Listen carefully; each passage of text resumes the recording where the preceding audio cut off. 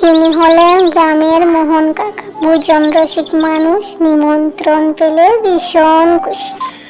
এরা দুজন হলো পাশের বাড়ির টিঙ্কু আর মিনা।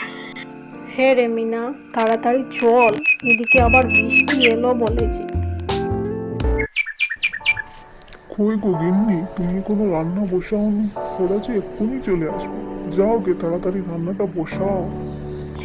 হ্যাঁ গো, আমি এক্ষুনি যাচ্ছি, তুমি চিন্তা করো না। তুমি তাড়াতাড়ি গিয়ে স্নানটা আগে সেরে ফেলো। যাও, তাড়াতাড়ি যাও। আরে বাহ, তোমরা এসে গেছো। এসো এসো এসো।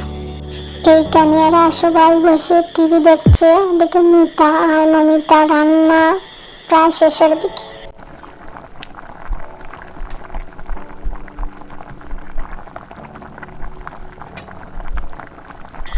হ্যাঁ রে মিনা, খিচুড়ির ডালটায় আবার বেশি করে জল দিস না, বুঝলি? নয়তো আগের বারের মতো আর চালটা ফুটবে না। হ্যাঁ গো বৌদি, আগের বার তো যা অবস্থা হয়েছিল, শেষ পর্যন্ত কেউ আর খেতেই পারেনি। কিন্তু ভীষণ মজা হয়েছিল, তাই না বলো?